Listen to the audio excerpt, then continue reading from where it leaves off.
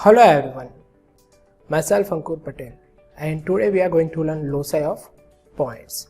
So let us discuss what is loci of point or what are loci of points. The word loci is a plural of the word locus. Locus of a point is a path traced out by the point while moving in a plane or space according to a given law. So now let us understand locus or loci of point by taking some basic examples.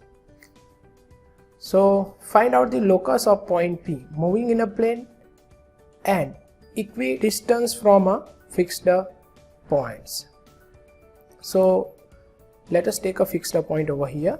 It is point O. This is our moving point P. So the point P is moving at equidistance from point O. So let us take the distance as R.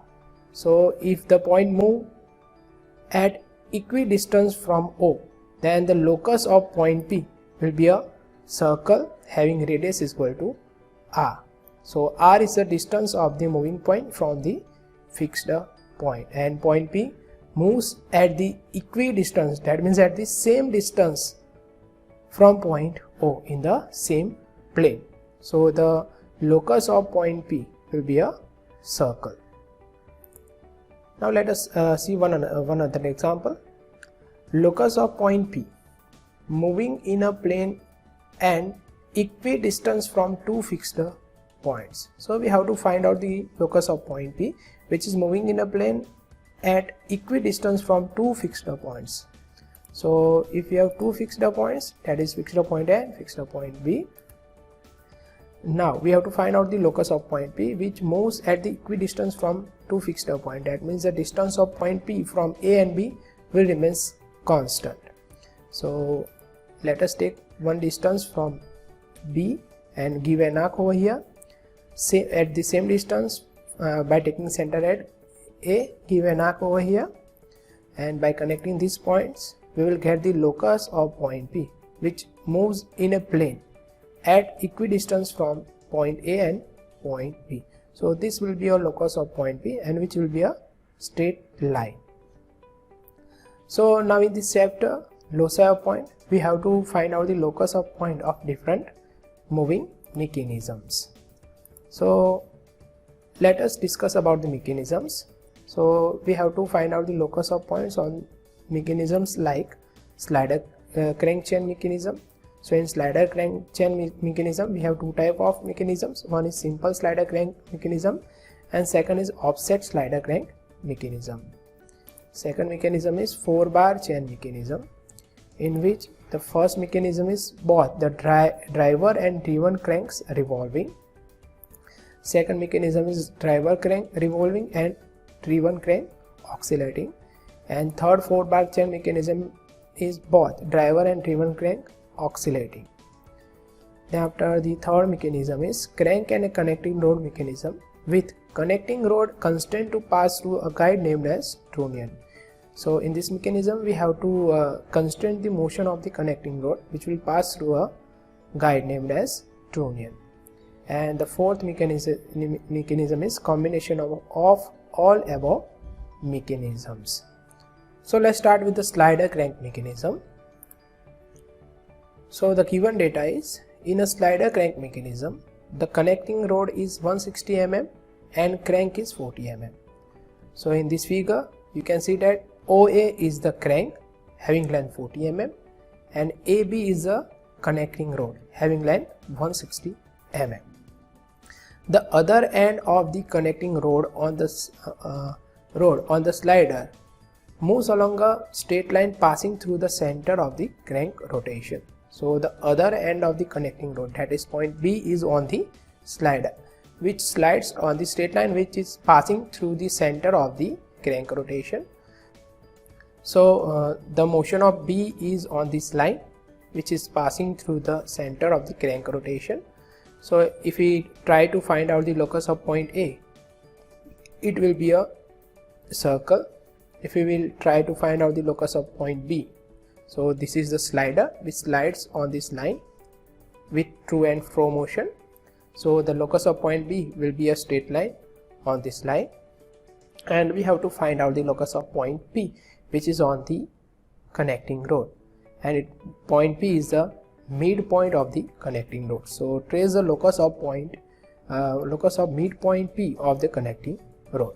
So let's try to find out the locus of point P. So first of all, we have to draw a circle having radius is equal to 40 mm. Now divide this circle into 8 equal parts, showing the position of crank. So if this will be A1, this will be A2, A3, A4, A5, A6, A7, A8. Now let us consider that the crank is rotating in the anti-clockwise direction.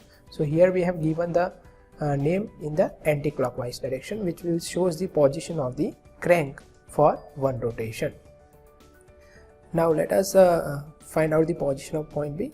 So the point B is on the slider, which is on the line passing from the center of the crank rotation.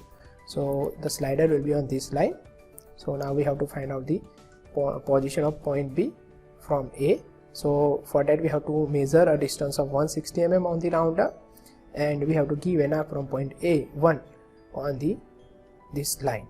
So we will get over here B1, and from the B1 we have to give an arc having length equal to 80 mm, which will shows the midpoint which will shows the midpoint P.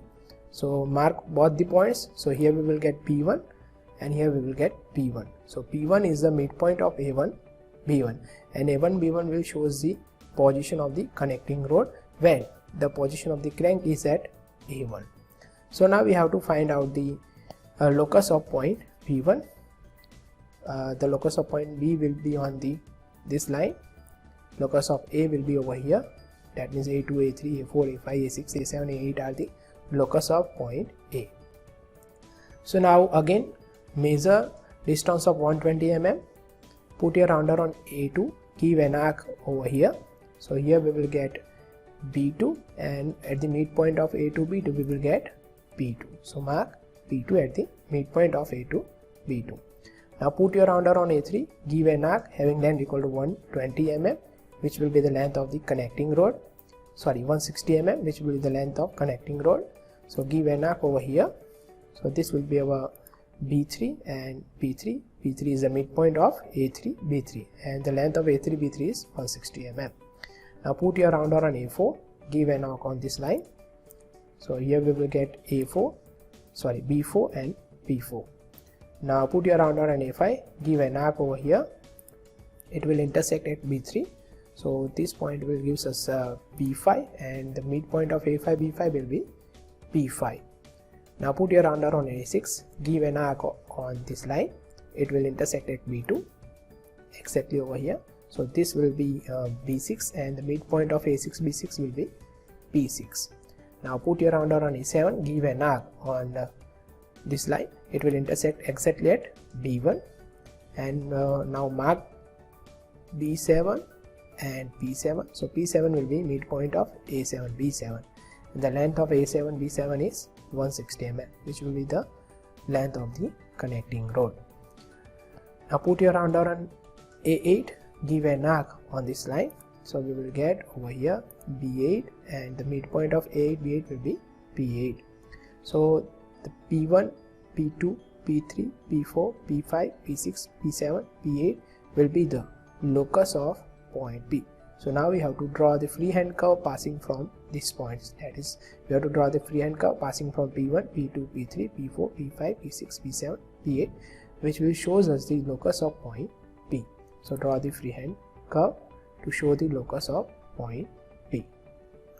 Now let us move on to next example. In a mechanism shown in figure. So in the mechanism shown in this figure, crank OA rotates about O. So our crank OA rotates about O, and end B of the rod AB slides on a straight line. So end B of the rod AB slides on the straight line, which is 20 mm from the axis of the rotation of the crank. Now draw the locus of point P on the rod AB 40 mm from point B for one complete revolution of crank OA. So we have to find out the locus of point P, which is 40 mm from point B. Now here you can see the figure in which the length of OA is 40 mm. So OA rotates in the anti-clockwise direction by taking center at O and about O. Now the point B is on the slider. The slider is at the axis of the slider is 20 mm offset from the axis of the rotation of the crank, and the length of the connecting rod is 160 mm, and we have to find out the locus of point P, which is 40 mm from point B. So first of all, we have to draw a circle showing the rotation of the crank. So draw a circle having radius is equal to 40 mm. Now divide the circle into 8 equal parts,